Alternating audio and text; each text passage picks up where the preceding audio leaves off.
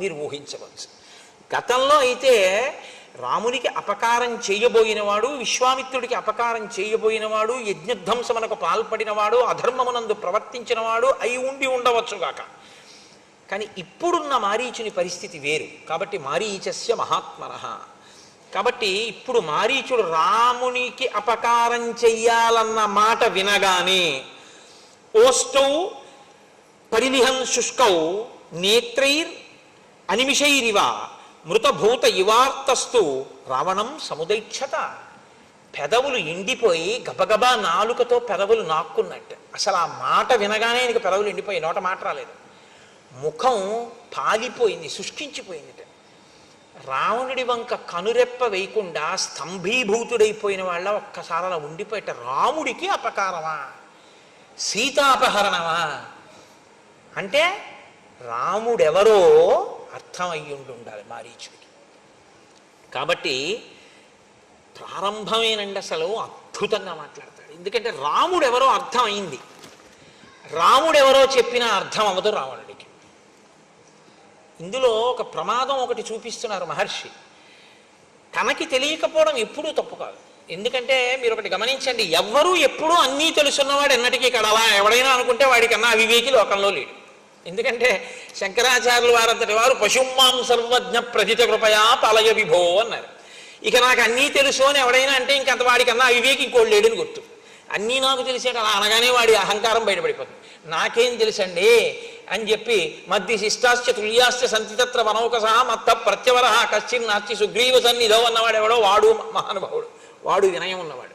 తప్ప అలా అనలేక అన్నీ నాకు తెలిసి అంటే ప్రమాదం కదండి. తెలియకపోవడం ఎప్పుడూ తప్పు కాదు.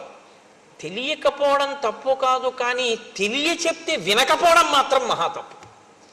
తనకి తెలియదు, ఒకరు చెప్పారు, ఏం చేయాలి? వినాలి. అసలు వినకపోతే ఇక వాడు బాగుపడడు అని గుర్తు. కాబట్టి తన బుద్ధికి తోచిందే చేస్తాడు. కాబట్టి ఆ బుద్ధిలోకి ప్రమాదపుట ఆలోచన ఎప్పుడు వస్తుందో అప్పుడు పడిపోతాడు. ఆ ఆలోచన ఎంతకాలం రాదో అంతకాలం ఓ వెలుగు వెలుగుతాడు. ఇది ఈ రెండు కోణాలు తెలుసున్నవాడు మారీచుడు. ఒకడు మహాత్ముడు, మహాత్ముడుగా మారీచుడికి అర్థమయ్యాడు. ఒకడు దురాత్ముడిగా అర్థమయ్యాడు. దురాత్ముడు అని ఇప్పుడు విడిచిపెట్టడానికి మారీచుడు సిద్ధంగా లేడు. ఎందుకు సిద్ధంగా లేడు అంటే ఆయనలో ఇంకా ఒక ప్రభుభక్తి అన్నది ఉండిపోయింది. కాబట్టి కనీసం ఒక మాట చెప్పి చూద్దాం మారుతాడేమో. కానీ మారుతాడన్న నమ్మకం లేదు వీడికి చెప్పిన. కాబట్టి ఆయన ప్రారంభమే సులభాః పురుషా రాజన్. ఓ రాజా, నీ మనసుకి ఏది ప్రియమో, ఏది చెప్తే నువ్వు సంతోషిస్తావో అది నీకు చెప్పేవాడు లోకంలో ఎక్కడికి వెళ్ళినా దొరుకుతాడు. నీ మనసుకి నచ్చదని తెలిసి కూడా నీ హితమును కోరి చెప్పేవాడు ఉండడు. ఒకవేళ అలా చెప్పేవాడు ఉన్నా వినేవాడు ఉండడు. ఎంత పెద్ద మాట అండి. నిజమే.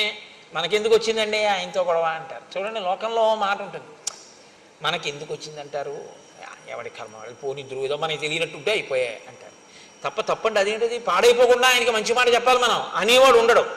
ఒకవేళ ఆయన అలా అని తప్పబ్బాయి నువ్వు అలా ఉండకూడదు, నువ్వు మారవలసి ఉంటుంది సుమా అన్నాడు అనుకోండి, వినేవాడు ఉండడు. అంటే సులభాః పురుషా రాజన్ సతతం ప్రియవాదినః అప్రియస్యతు పత్యస్య వక్త శ్రోతాచ దుర్లభః. అటువంటి వక్త, అటువంటి శ్రోత లోకంలో లేరు, అవతల బాగున్నాడు అంతే. ఒకవేళ ఉంటే అద్భుతం, అది మారిపోతారంటే రావలసినటువంటి అకాల మృత్యువు తొలగిపోతుంది. అవవలసిన రాక్షసుడు సత్పురుషుడైపోతాడు, మారుతాడు. మారే అవకాశం ఉందన్నమాట. అసలు నేను విన్నంటే అన్నీ విన్నా చెప్పొచ్చావు లేవా అన్నాడు అనుకోండి, ఇంకెందుకు పనికి వచ్చినట్లు.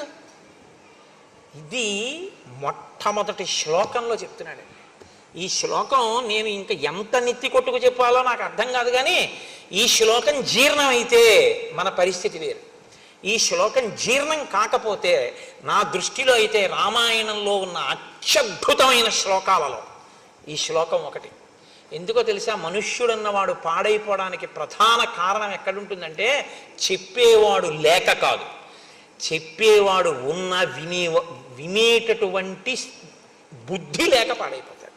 మనం వినడం ఏమిటి అని ఇంకా వస్తే చెప్పిన వాళ్ళలో మనం ఏం వెతకచ్చు. అన్న దృష్టికోణం. చెప్పొచ్చాడు లేదు, ఆయన ఏంటో మీకు తెలుసా? ఆయన చెప్పిన దాంట్లో సారం ఉందా లేదా వాక్కులో? అది కాదు కావాల్సింది. తండ్రి నీకు మంచి చెప్పడానికి తండ్రికి ఎంత పండితుడై ఉండాలి? నీకు మంచి చెప్పడానికి నీ తల్లి ఎంత సంస్కృతం చదువుకుని ఉండాలి నాకు చెప్పండి. మీ తల్లిగారు సంస్కృతం చదువుకుంటేనే మీరు మీ తల్లిగారి మాట వింటారా? మీ తండ్రి గారు వేదాంగములు చదువుకుంటేనే మీరు మీ తండ్రి గారి మాట వింటారా? తండ్రితనం చాలు మీకు మంచి చెప్పడానికి, తల్లితనం చాలు మీకు మంచి చెప్పడానికి కదా.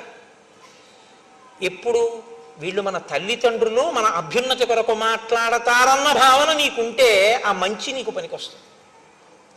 వాళ్ళకి ఏం తెలుసని నువ్వు అనగలిగితే నీ జీవితంలో తల్లిదండ్రులు నీకెప్పటికీ ఏమీ చెప్పలేరంటే నిన్ను అనుష్ఠాన పర్యంతంలోకి తీసుకురాలేరు. అది వాళ్ళ దోషం కాదు, నీ యందు దోషం. రామకృష్ణ పరమహంస మాటల్లో చెప్పాలి అంటే ఒక మేకు ఒక సుత్తి పట్టుకొచ్చి కొట్టగలడేమో కానీ అసలు అది భీమ్ అయ్యి ఉంటే అది దూలం, సిమెంటు ఇనుము కలిపిన దూలం అండి అది. అందులోకి మేకు పట్టుకొచ్చి కొడితే మేకు వంగిపోతుంది తప్ప మేకు దిగదు, ఇంత పొడెం కూడా రాలదు. గోడకి కొద్దిగా గొల్లతనం ఉంటే సుత్తి పెట్టి కొడితే మేకు దిగుతుంది. అసలు నీ మనసుకి ఆర్ద్రత ఉంటే చెప్పిన మాట లోపలికి వెళుతుంది. అసలు ఆర్ద్రతే లేకపోతే చెప్పడం ఒక శుష్క ప్రసంగం అంతే. కాకపోతే తన కర్తవ్యం, నేను మీతో మనవి చేశాను కదా, రామాయణంలో ఈ కర్తవ్యం అన్న మాట చాలా ఎక్కువ, బాధ్యత అన్న మాట ఉండదు. కర్తవ్యం తను చెయ్యవలసింది తను చేస్తున్నాడా లేదా అంతవరకు. దానికి మెప్పు గొప్ప దీనికోసం పాకులాట ఏమి ఉండదు. నేను చెప్పవలసినటువంటిది చెప్తున్నానా లేదా అంతవరకే అంతే. నేను చెప్పవలసింది చెప్పేశాను. నేను తీసుకొచ్చిన నీళ్లు కురిసేశానా లేదా అనుకున్న మేఘం ఎటువంటిదో చెప్పాలనుకుని చెప్పేసినవాడు అటువంటి వాడు లోకము యొక్క హితము కొరకు. కాబట్టి సులభాహ పురుషారాజన్, నువ్వు సీతమ్మని ఎత్తుకొస్తాను అంటే బహుశా నీ మంత్రులు ఏం మాట్లాడి ఉండరు, అలాగే ఉంటారు. ఇది దాని ఉద్దేశ్యం. ఇంతకుముందు మాట్లాడాడుగా. కానీ నీ హితమును కోరివి కష్టమైన మాటలా అనిపించినా చెప్పేవాడు ఉంటాడు, వినేవాడు మాత్రం దొరుకుతాడని నమ్మకం లేదు. సాహసించి చెప్పేవాడు కూడా ఉండడు. మనకెందుకు వచ్చిన గొడవ అని కప్పుకుంటారు. కాబట్టి అసలు ఈ మొట్టమొదటి శ్లోకం అర్థమైతేనండి ఇక రామాయణం లేదు, అయిపోయింది రామాయణం ఇక్కడితో. ఎందుకో తెలుసా అండి, వెంటనే లంకకి వెళ్ళి శూర్పణఖని లాగి లెంపకాయ కొట్టి తీసుకెళ్లి రాముడి కాళ్ళ మీద బాధేసి తాను కాళ్ళ మీద పడిపోయి బుద్ధి గడ్డి తిని సీతమ్మని ఎత్తుకెడదాం అనుకున్నానండి, నాది తప్పైపోయింది, నా బుద్ధి మారింది, మీరెవరో తెలుసుకున్నాను, నేను కూడా నా తపస్సుని ఇంకా ధర్మం కోసమే ఉపయోగిస్తానని రావణుడు అని ఉండి ఉంటే అసలు ఇంకా మిగిలిన కాండలు లేవు, రేపే మంగళం చెప్పేయడమే. వినకపోవడం వల్ల కదండి కథ అంతా నడిచింది. వినకపోతే ఎంతమంది పాడవుతారో కూడా చెప్తాడు మారీచుడు. ఒక్క స్థానంలో ఉన్నవాడు వాడు కూర్చున్న స్థానాన్ని బట్టి వినకపోవడం అన్న ఫలితం ఉంటుంది. వాడు ఒక సామాన్య వ్యక్తి అనుకోండి, అక్కడి వరకే పోతుంది. ఇంటి యజమాని అనుకోండి, ఇల్లు పోతుంది. ఆయన ఒక కార్యాలయంలో అధికారి అనుకోండి, ఆఫీస్ పోతుంది. ఆయన ఒక దేశాధినేత అనుకోండి, ఆ దేశమే నశించిపోతుంది పుత్రమిత్ర కలత్రాదులతో ససైన్యంగా. నువ్వు మాట బాగా వినాలి, ఎందుకంటే నువ్వు చాలా పెద్ద స్థానంలో ఉన్నావు. నువ్వు వినకపోవడం నీతో పోదు, నీతో ఉన్న వాళ్ళు అందరూ పోతారంటాడు మారీచుడు. అసలు నిజంగా వినడము వినకపోవడం అనేటటువంటిది ఎంత ప్రమాదమో, అసలు ఉపన్యాసాన్ని ఇలా ప్రారంభించడం అనేటటువంటిది. అందుకు కదండి మారీచస్య మహాత్మనః అన్నాడు మహానుభావుడు వాల్మీకి మహర్షి. కాబట్టి నమానం బుద్ధ్యసే రామం మహావీర్యం గుణోన్నతం అయుక్తచారశ్చపలో మహేంద్రవరుణోపమం. అసలు ప్రారంభమే రావణాసురుణ్ణి ఆయన సంబోధించిన తీరు చూడండి ఎలా మొదలుపెట్టాడు. ఒక్కొక్కసారి మర్యాదగా మాట్లాడి బాగు చేద్దామంటే కుదరదు, అత్యంత ప్రమాదకరమైనటువంటి రీతిలో ఉన్న. ఏదో కొద్దిగా ఒళ్ళు వేడిగా ఉందనుకోండి, పోన్లే ఇవాళ చూద్దాం రేపు పెడదాం హాస్పిటల్ కంటే పర్వాలేదు. వాంతులు విరేచనాలు కూడా అవుతున్నాయి అనుకోండి, ఓ గంట పెడదామంటే పర్వాలేదు. ఊపిరి అందకపోతే వెళ్ళిపోవాలంతే వెంటనే. అప్పుడు ఇంకా కారు ఉంటే కారు, బండి ఉంటే బండి, మోటార్ సైకిల్ ఉంటే మోటార్ సైకిల్, ఏమీ లేకపోతే భుజం మీద వేసి పట్టుకుపోవాలంతే తప్ప కరెంట్ లేదండి, లిఫ్ట్ లేదండి, ఇప్పుడు ఎలా దింపుతామండి, అందులో చూద్దామండి, అరగంట పోయా కరెంట్ వస్తుంది అంటారా? ఈడి చేయాలి కిందకు అవసరమైతే, పట్టుకుపోవాలంతే. అప్పుడు ఇక గౌరవం అన్న మాటతో సంబంధం లేదు. మనిషి చాలా ప్రమాదపుట ఆలోచనతో ఉన్నాడు. భజ గోవిందం భజ గోవిందం గోవిందం భజ మూఢమతే అన్నారు అంతే శంకర భగవత్పాదులు. అవసరాన్ని బట్టి సంబోధన అలా ఉంటుంది, ఆ పరిస్థితిని బట్టి అలా మాట్లాడవలసి ఉంటుంది. మనం మాట్లాడటల్లా పిల్లల విషయంలో ఆ పరిస్థితి యొక్క వ్యగ్రతని బట్టి సంబోధన ఉంటుంది. ఇది తెలుసున్నవాడు మహానుభావుడు. అందుకని ఎలా సంబోధించాడు అంటే, అయుక్తచార చపలో. ఒరే, నీకు చారులు లేరు. చారులంటే గూఢచారులు. అసలు విషయం ఏమిటి అని చెప్పేవాడు నీకు లేడు. అసలు ఉన్న విషయాన్ని ఉన్నట్టు చెప్తే వినగలిగినటువంటి ఓపిక నీకు లేదు. నువ్వు ఏడుస్తావు. నీకన్నా ఎవడైనా బలవంతుడు ఉన్నాడు, మంచివాడు ఉన్నాడంటే నువ్వు వినవు. చెప్పలో నీ బుద్ధి ఎప్పుడు కదిలిపోతుంది. నీ మనసు స్థిరమైంది కాదు. ఈ రెండిటితోటి సంబోధించాడు. రాజుగా అలా విఫలం, వ్యక్తిగా ఇలా విఫలం.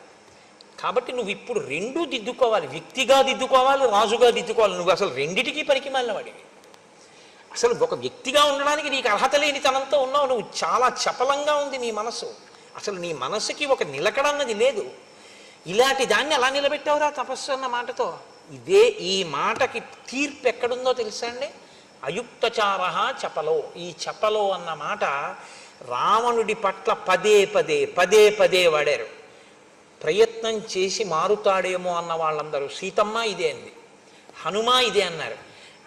ఆఖరికి మండోదరంది చచ్చిపోయిన తర్వాత, రాముడు ఎక్కడ చంపేశాడయా?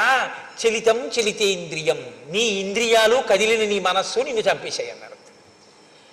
దీని డిజాస్టర్ అంటారే, దీని ప్రమాదం ఎక్కడొస్తుందో ఆ ప్రమాదాన్ని అక్కడ వరకు లెక్క కట్టి దాంతో సంబోధించి మాట్లాడాడు. మహాత్మనః కాకపోతే ఎవరండి ఆయన? అందుకని మారీచుడు రాక్షసుడు కావచ్చు ఒకప్పుడు, ఇప్పుడు మహాత్ముడే. కాబట్టి ఆయన రాముడి గురించి ఏమిటో నువ్వు మాట్లాడతావు? ఎన్ని కితాబులు ఇచ్చి మాట్లాడావు?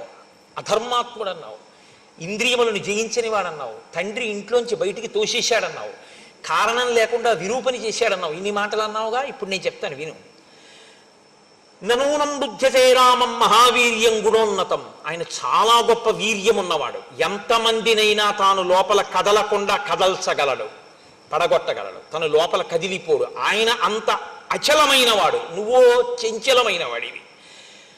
ఆయనవి సముధికమైనటువంటి గుణాలు. ఎన్ని గుణముల యొక్క రాశి రామచంద్రమూర్తి. నువ్వో నిర్గుణుడవు. అసలు గుణం ఉండడానికి మనసు నిలబడితేగా నీకు. అసలు నీకు మనసు లేకపోవడమే నీకున్న ఒక పెద్ద గుణం. నువ్వు ఆయన గురించి మాట్లాడడం ఏంటి? ఎంత ధైర్యంగా మాట్లాడుతున్నాడండి రావణుడితో. రావణుడితో ఇంత ధైర్యంగా మాట్లాడడం, ఇంత నిలదీసి మాట్లాడడం మీకు రామాయణంలో ఎక్కడా కనబడదు. అలా మాట్లాడేవాడు ఉంటే బహుశా కిష్కింధకాండలో సుగ్రీవుణ్ణి హనుమ మాట్లాడతాడు. ఇంత కదిలిపోయేవాడివి నువ్వేం పనికొస్తావు రాజు కిందని అడిగాడు ఆయన. అడిగితే విన్నాడు కాబట్టి సుగ్రీవుడు బాగుపడ్డాడు, వినలేదు కాబట్టి రావణుడు నశించిపోయాడు. రామాయణంలో మీరు అది పట్టుకోవాలి. వినడం వినడం వినడం వినాలి. రాముడు విన్నాడు. రాముడంతటి వాడు కూడా కోపానికి లోనయ్యాడు. లక్ష్మణుడు చెప్తే విన్నాడు. కాబట్టి రాముడు ఇవాళ పూజింపబడ్డాడు. ఆ వినడం అన్నది లేకపోతే ఎవ్వడూ బాగుపడే అవకాశం ఉండదు. చాలా ప్రమాదం. వినాలి. కానీ మన దురదృష్టం ఏమైపోయిందంటే, ఎంతసేపు కూడా ఇవాళ లోకంలో చాలా గొప్ప విషయం ఏంటంటే, కమ్ వాట్ మే. ఇది ఎక్కడి నుంచి వచ్చిందో నాకు తెలియదు, కానీ ఏదైనా జరగని నేను అనుకున్నది చేస్తాను, నేను అన్నదే అంటానంతే. అది చాలా దురదృష్టకరమైనటువంటి విషయంలో ఇవాళ సమాజం వెళ్ళిపోతోంది రోజు రోజుకి. కాబట్టి అపి స్వస్తి భవేత్తాత సర్వేషాం భువిరాక్షసాం అపి రామో సుసంకృద్ధ అరాక్షసం. నువ్వు ఏమనుకుంటున్నావో రావణ నాకు తెలియదు, కానీ రాముడి యొక్క భార్య అయిన సీతమ్మని అపహరిస్తానని నువ్వు అంటున్నావు కదా. అసలు నిజంగా నువ్వు సీతమ్మని అపహరించడం మాట పక్కన పెట్టు. రాముడికి రాక్షసుల మీద కోపం అంటూ వస్తే ఈ లోకంలో ఇంకా రాక్షసుడు అన్నవాడు బతకడు. కాబట్టి ఇప్పుడు నువ్వేం చేస్తున్నావో తెలుసా? సీతమ్మని అపహరించడం మాట పక్కనెట్టు, ఈ ఆలోచన చేస్తున్నావని రాముడికి తెలిస్తే చాలు, రాక్షస జాతి మీద కోపం వస్తుంది. అసలు ఇక రాక్షస జాతి ఉండదు. అంత ప్రమాదపుట ఆలోచన చేసేవాడు. అపితే జీవితాంతాయ నోత్పన్నా జనకాత్మజ అపి సీతా నిమిత్తంచ నభవేద్ వ్యసనం మమ. ఇది అసలు నిన్ను చంపడానికే సీతమ్మ పుట్టిందా అని నాకు అనుమానంగా ఉంది అన్నాడు ఆయన. ఎంత అబ్బో ఎలా అనేసాడో అసలు ఆశ్చర్యంగా ఉంటుందండి. అందుకే కదండి ఆవిడ జననం. ఆ ఉద్ధిత అయోనిజగా పుట్టింది కదా తల్లి, భూమిని చీల్చుకుని. అవతార ప్రయోజనం అదే కదా. కాబట్టి అసలు నిన్ను చంపడానికే పుట్టిందా? నీతో పోతుందా? లంకంతా పోతుందేమో, నేను పోతానేమో నిన్ను ఆశ్రయించినందుకు, నీ నీ నీ వెనక ఉన్నందుకు నేను పోతానేమో. అసలు ఎవరో నీ దగ్గర చాలా స్నేహంగా ఉన్నట్లు ఉంటూ నిన్ను నాశనం చేసేవాళ్లే ఎవరో నీకు ఈ మాటలు చెప్పి ఉండాలి, సీతాపహరణం చేయమని. నచ పిత్రాపరిత్యక్తో